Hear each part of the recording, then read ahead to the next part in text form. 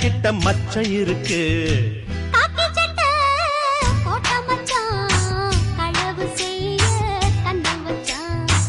கண்ணம் வைக்க வந்த மச்சான் கன்னத்துல கண்ணம் வச்சான்.